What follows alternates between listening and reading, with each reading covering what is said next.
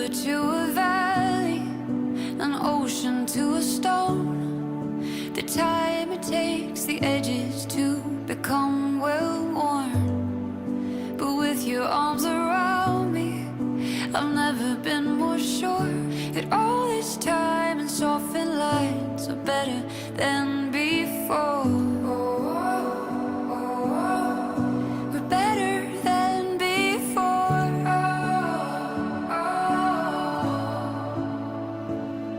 My love will not change. My love will not change. Through the years it grows, but time will hold. Back in June, we filmed at the Pahranagat National Wildlife Refuge. While we were banding geese, Rob introduced us to David, who runs the Moapa National Wildlife Refuge. Every refuge has a purpose. This one in specific is dedicated to protecting the endangered Moapa Dace. They also do other things like banding birds. Today, we're going to be banding songbirds in specific, and we're going to learn about why this is so important to preserve our wildlife here in Nevada.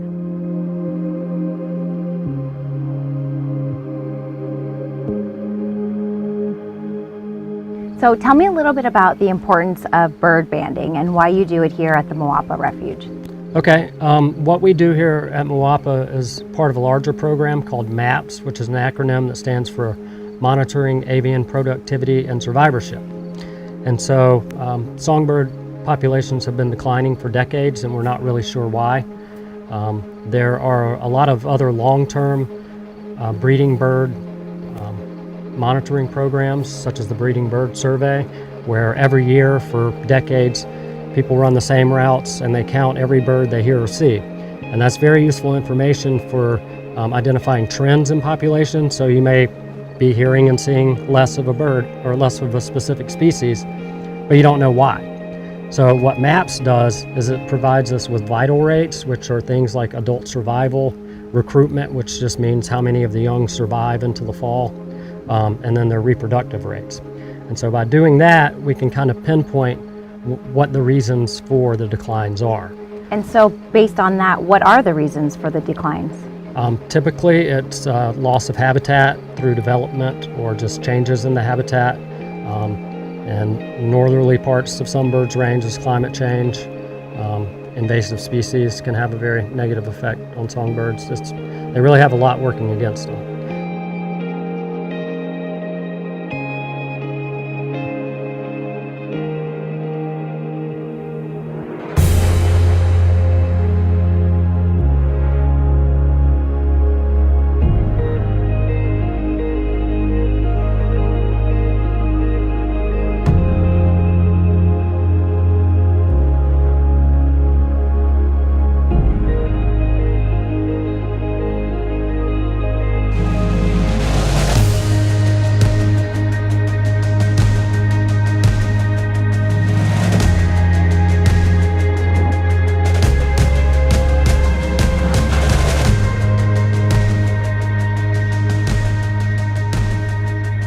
These fish right here may be small, but they play a big role in our ecosystem.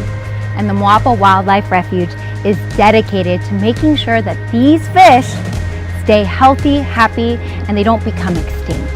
This place didn't always look this beautiful. It used to be an area back in the 50s where people would go swimming and hang out until a team back in 1979 established this place.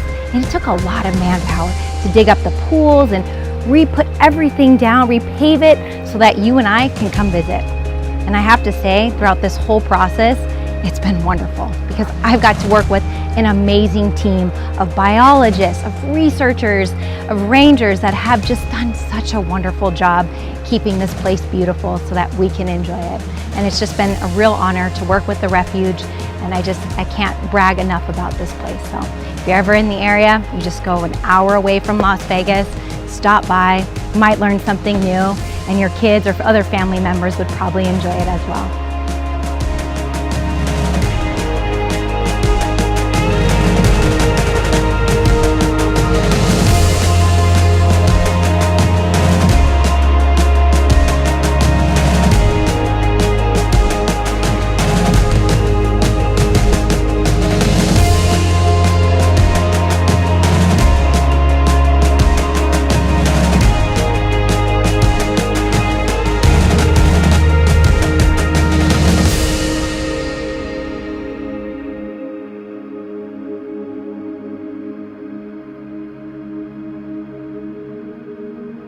All right, so tell me about this visitor center here. Well, this is Moapa Valley National Wildlife Refuge. It was established in 1979. It was established as it was the first refuge established to protect an endangered fish.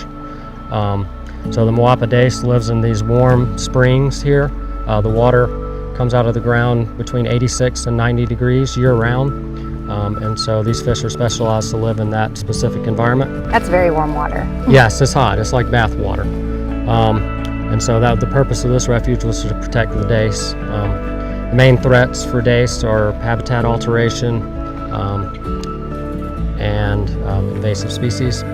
So before you built the visitor center and had the team count the Moapa Dace, and I know it was endangered, how many Moapa Dace did they have before?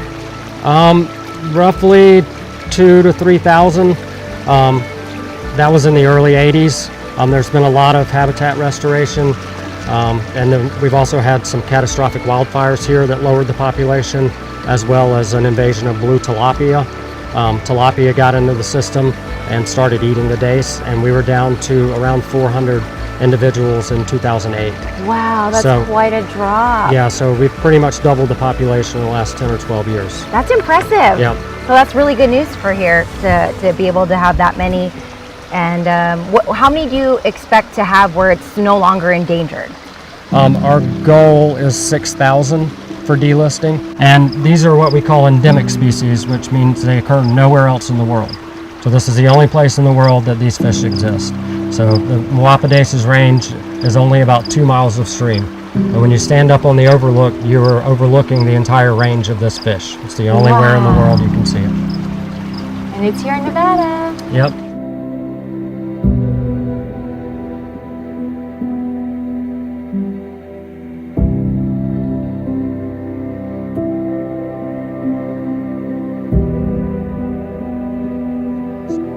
Moved a lot of the palm trees and reconstructed the stream channels back to where they historically would have been. Wow. Well, you guys have done a wonderful job. Yeah, it's a beautiful place. It really is. All right, now we gotta go, get the songbirds, right? Yep. Okay.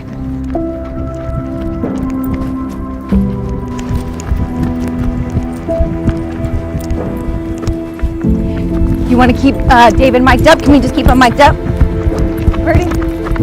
All right, filming. All right, we're still rolling. Okay, move my stuff. Go hop over your way.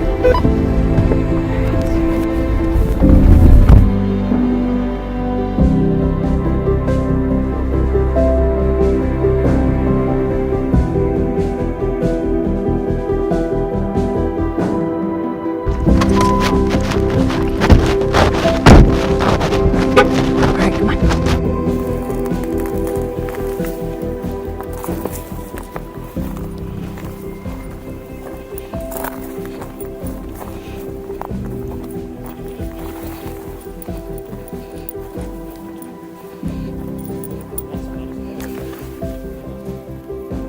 Oh, there's 3 birds. All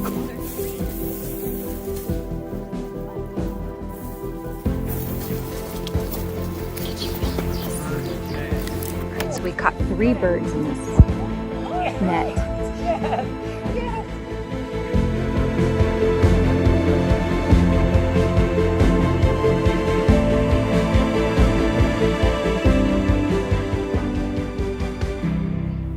So I saw the excitement back there catching this songbird. Can you tell me a little bit about it? Yeah, this is a shrike. This is the first one we've caught here at the station. It's also the first one I've ever personally caught. It's also known as the butcher bird. This is a predatory songbird, so it will prey on other very small birds, mice, lizards, little snakes, grasshoppers. They will use either a thorny plant or barbed wire to impale their prey onto the thorns or onto the barbed wire. They're that smart. Yes, and so Very cool. one of the coolest songbirds out there. I'm so excited to catch this bird. All right. All right, let's head back to the station. His measurements.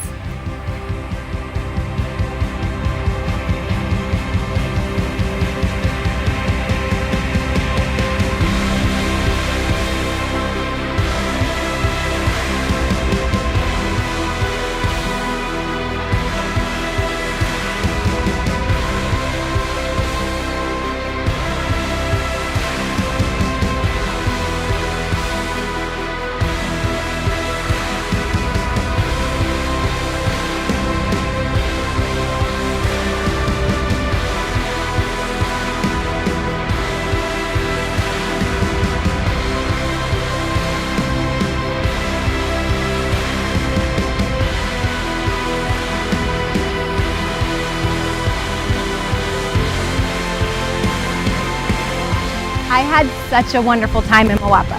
I made new friends, I got to band some songbirds. I highly recommend this place for the nature enthusiasts, those who just love finding water in the middle of the desert. I'm Samantha Chion, but you can call me Sam with Spirit of Nevada. Brought to you by the Richard Harris Law Firm.